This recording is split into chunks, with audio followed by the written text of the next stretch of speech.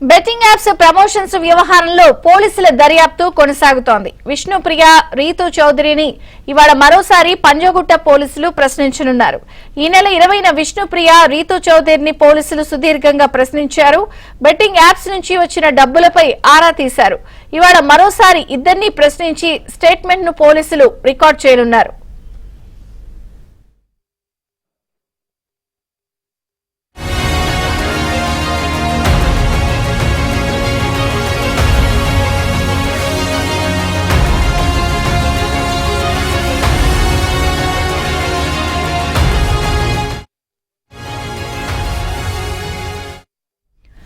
మరోవైపు betting apps కేసులో anchor Vishnupriya హైకోర్టును ఆశ్రయించారు. ఈ కేసులో తనపై 2 నమోదైన ఎఫ్ఐఆర్లను క్వాష్ చేయాలని పిటిషన్ వేశారు.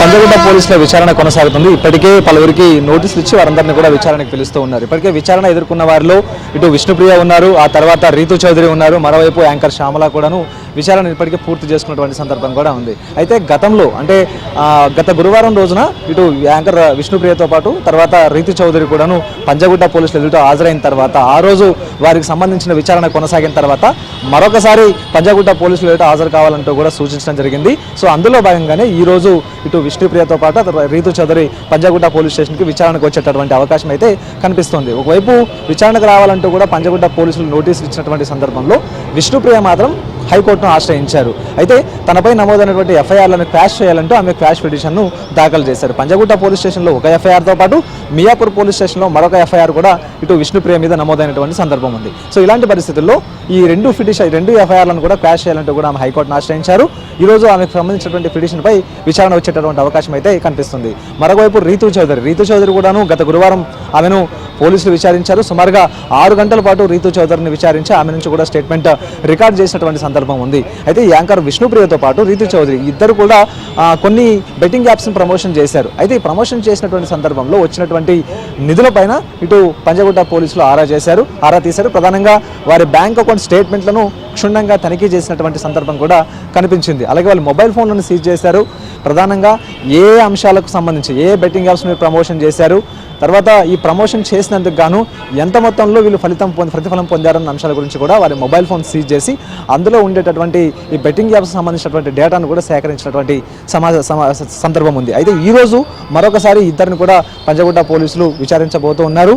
ఈ రోజు కూడా విచారణకు రమ్మని చెప్పినటువంటి నేపథ్యంలో మరి ఈ ఇరువురు కూడా విచారణకు వస్తారా లేదా అనేది మాత్రం తేలాల్సింది. ఒకవైపు క్వాష్ పిటిషన్ దాఖలు చేసినటువంటి విష్ణుప్రియ ఈ రోజు పంజగుట్ట పోలీసులు ఎదుట హాజరయ్యేటటువంటి అవకాశాలు చాలా తక్కువగా కనిపిస్తూ ఉన్నాయి. మరోవైపు రీతు చౌదరి మాత్రం ఆమెను కోర్టును ఆశ్రయించలేదు కాబట్టి ఆమె విచారణకు వచ్చేటటువంటి అవకాశం అయితే కనిపిస్తోంది. ఇక ఇదే కాకుండా మియాపూర్ పోలీస్ స్టేషన్ పరిధిలో కూడాను ఇదే బెట్టింగ్ యాప్స్ అంశం మీద కేసులు ఇప్పటికే నమోదైనాయి.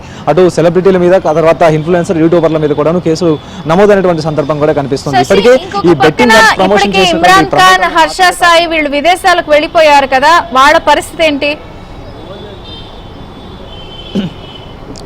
ఇప్పటికే వీరిని కూడాను సంప్రదించేందుకు ఇప్పటికే పోలీసులు ప్రయత్నాలు కొనసాగిస్తూ ఉన్నారు. ఈ బెట్టింగ్ యాప్ అంశంలో ఎక్కువగా ప్రమోషన్ చేసింది, ఎక్కువగా ఫలితం పొందింది ఇమ్రాన్ ఖాన్తో పాటు హర్ష సాయి అంటూ కూడా ఇప్పటికే పోలీసులు భావిస్తూ ఉన్నారు. మరోవైపు ఇమ్రాన్ ఖాన్ అంశం మీద ఇటు పోలీసులు సైతం చాలా సీరియస్గా వ్యవహరిస్తూ ఉన్నారు. ఆయన బెట్టింగ్ యాప్స్ ప్రమోషన్ చేయడమే కాకుండా ఆయన చేసినటువంటి యూట్యూబ్లో చేసినటువంటి వీడియోలు, కంటెంట్ కూడా అత్యంత జుగుప్సాకరంగా ఉందంటూ కూడా పోలీసులు చెప్తూ ఉన్నారు. అసభ్యకరమైనటువంటి కంటెంట్తో పాటు ఆ తర్వాత ఏమాత్రం విలువలు లేని కంటెంట్ను ఇటు ఇమ్రాన్ ఖాన్ యూట్యూబ్లో అప్లోడ్ చేశాడు. మరోవైపు ఇదే కాకుండా చిన్నపిల్లలను కూడా ఈ అశ్లీలంగా చూపించాడంటూ కూడా ఆయన మీద ఇప్పటికే పోలీసులు కూడా చాలా గుర్రుగా ఉన్నారు. అయితే ఇదే సమయంలో ఆయన విచారణకు రావాలంటూ కూడా ఇప్పటికే 2 సార్లు నోటీసులు పంపించినప్పటికీ, మరోవైపు ఆయన సంప్రదించేటటువంటి ప్రయత్నం చేసినప్పటికీ ఇమ్రాన్ ఖాన్ అందుబాటులోకి రాలేదు. అలాగే హర్ష సాయి కూడా ఇదే తరహా వ్యవహార శైలిని కొనసాగిస్తున్నాడు. ఆయన కూడా ఇప్పటికే విచారణను తప్పించుకునే ప్రయత్నంలో భాగంగా ఇటు దుబాయ్ వెళ్ళినట్టుగా కూడా ప్రజెంట్ ఇప్పుడు అందుతున్నటువంటి సమాచారం. సో ఇద్దరిని కూడా విచారించేందుకు పోలీసులు సన్నాహాలు చేస్తూ ఉన్నారు, వారికి టచ్లో వెళ్లేందుకు ప్రయత్నాలు కొనసాగిస్తూ ఉన్నారు. ఇప్పటికే బయ్యా సన్నీ యాదవ్ కూడాను విచారణకు డుమ్మా కొట్టడంతో ఆయన మీద ఇప్పటికే సూర్యాపేట పోలీసులు లుకౌట్ నోటీస్ జారీ చేసినట్టుగా చేశారు.